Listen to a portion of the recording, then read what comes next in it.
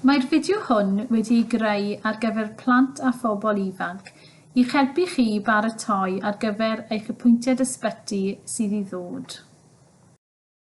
Weithiau, rydyn ni'n gorfod mynd i'r ysbyty achos ein bod ni'n teimlo'n sâl neu fod gennym ni gyflwr iechyd. Bydd y meddygon, y nyrsys a phobl eraill yn yr ysbyty yn gwneud eu gorau glas i'n helpu ni. Efallai rydych chi wedi clywed am y coronafeirws. Gall y coronafeirws wneud i bobl deimlo'n sâl. Mae'r coronafeirws yn hoffi mynd o gwmpas ac mae'n symud yn gyflym pan mae pobl yn peswch.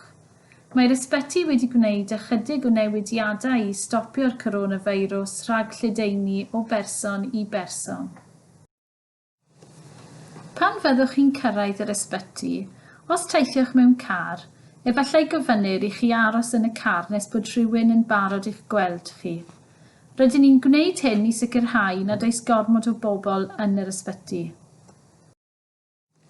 Os ydych chi'n cerdded i'r ysbyty neu teithio ar fws neu mewn tacsi, ceisiwch beidio a chyrraedd mwy na 5 munud cyn eich apwyntiad.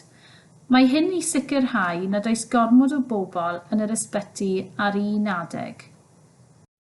Gall y coronafeirws ledaenu rhwng pethau hefyd. Mwyn ei stopio fe, rydyn ni wedi gorfod rhoi llawer o bethau i gadw yn yr ysbyty mwyn eich cadw chi a'r staff yn ddiogel. Mae'n ddrwg iawn gennym ni, ond ni chaniateir teganau yn yr ysbyty ar hyn o bryd oherwydd y coronafeirws.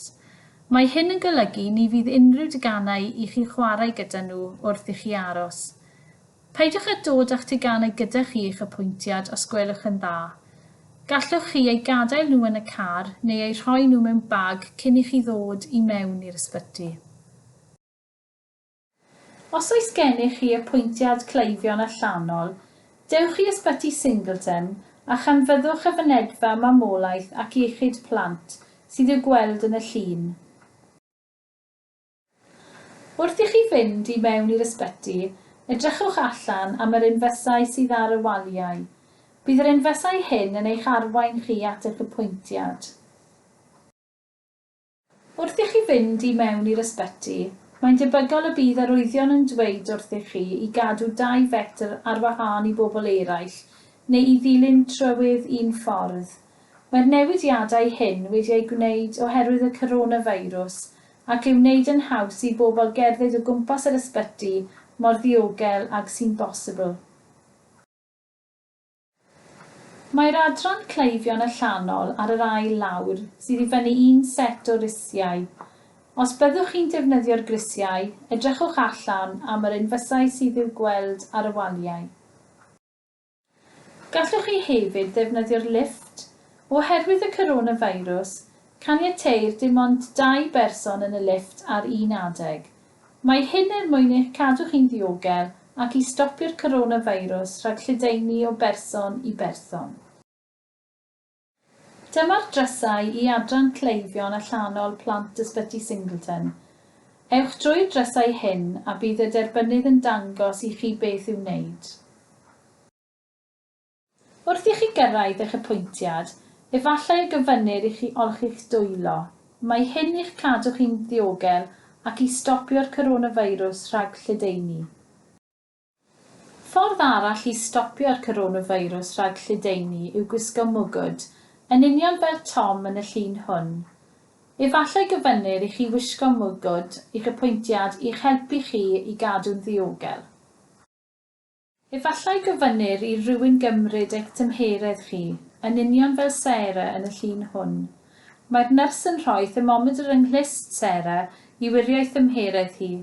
Mae hyn yn gyflym iawn a dydy e ddim yn brifo. Dyma'r ardal aros. Mae tap du a melyn ar rai o'r cadeiriau i helpu pobl i eistedd ar wahân. Gallwch chi eistedd ar y cadeiriau nad oes tap arnyn nhw wrth i chi aros. Mae hyn yn cael ei wneud i gadw pobl yn ddiogel. Pan fyddwch chi'n dod i'ch apwyntiad ysbyty, mae'n debyg y byddwch yn gweld pobl yn gwisgo gwisgoedd glas yn union fel Sally yn y llun. Mae Sally yn gwisgo gwisg glas i adael i bobl eraill wybod ei bod hi'n nyrs. Mwyn stopio'r coronafeirws rhag lledaenu, mae Sally yn gorfod gwisgo gwisg gwahanol ar hyn o bryd. Yn y llun, mae Sally yn gwisgo cyfarpart diogelu personol ac rydyn ni'n galw hyn yn PPE. Mae gwahanol fathau o PPE. Mae Sally yn gwisgo mwgwd, ffedog a menig. Os ydych chi'n gweld nyrs yn eich apwyntiad ysbyty, mae'n debyg y bydd yn gwisgo PPE hefyd, ac mae'n gwneud hyn i'ch cadw chi'n ddiogel. Byddai'n teimlo'n rhyfedd siarad â rhywun fel Sally wrth iddi wisgo PPE, mae'n bwysig cofio mae Sally sydd y tu ôl i'r mwgwd, ac mae hi yno i helpu i'ch cadw chi'n ddiogel. Dyma Cara. Mae Cara hefyd yn gwisgo gwisg i adael i bobl wybod ei bod hi'n feddyg. Fel Sally, mae Cara yn gorfod gwisgo PPE i stopio'r coronafeirws rhag lledaenu rhwng pobl. Mae Cara yn gwisgo feisor, mwgwd, ffedog a menig.